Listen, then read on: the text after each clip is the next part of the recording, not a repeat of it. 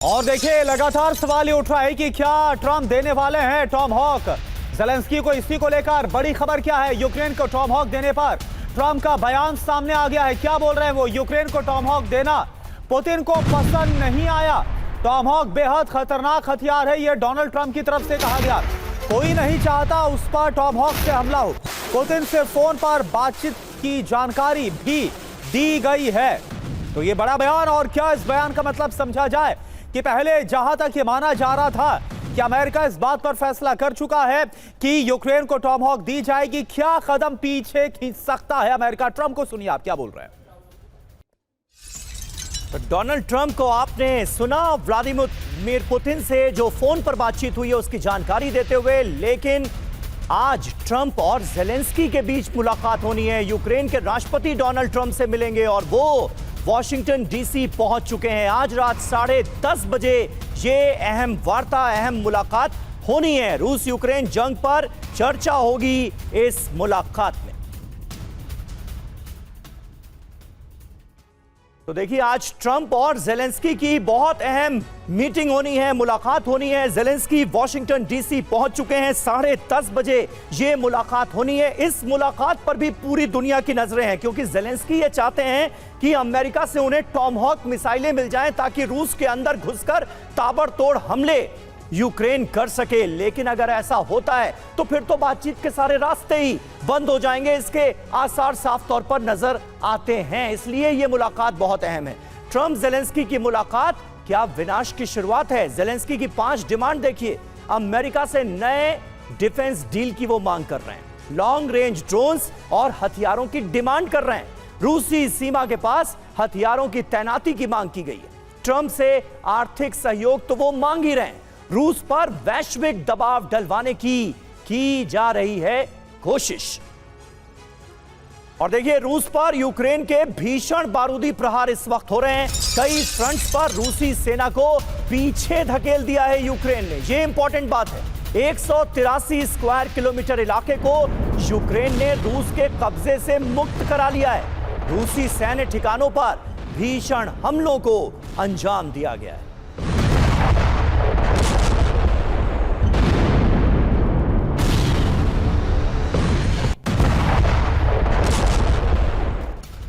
और देखिए, लगातार हम देख रहे हैं कि यूक्रेन के निशाने पर कैसे रूसी ऊर्जा ठिकाने बने हुए हैं और एक और बड़ा हमला किया गया। इसको लेकर बड़ी खबर, अभी तक 58 ऊर्जा ठिकानों पर हमला किया गया है, नुकसान पहुंचाया गया। 2000 किलोमीटर अंदर तक घुसकर हमले को अंजाम दिया जा रहा है। यूक्रेनी हमले से रूस का तेल उत्पादन गिरा है और ऐसे हालात में आप जरा सोचिए, अंदाजा लगाइए कि अगर टॉम हॉक मिल जाती है यूक्रेन को तो फिर क्या हो सकता है।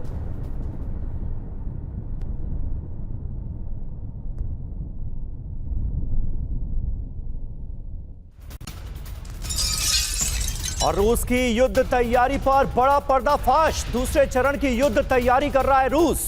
फिनलैंड के रक्षा मंत्री हक्कानेन की चेतावनी। यूक्रेन के बाद यूरोप के लिए खतरा है रूस, ये दोहराया गया है उनकी तरफ से। सीएनएन की रिपोर्ट में भी बहुत बड़ा दावा सामने आया।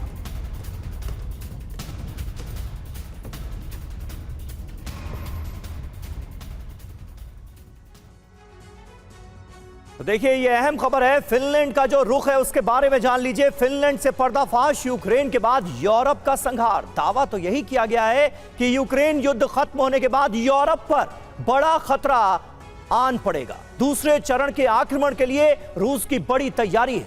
यूरोपीय सीमा के पास रूस की सेना का पूरा जमावड़ा मौजूद है। रूस अपनी सेना का आधुनिकीकरण कर रहा है। फिनलैंड के रक्षा मंत्री एंटी हक्कानेन ने यह चेतावनी दी है।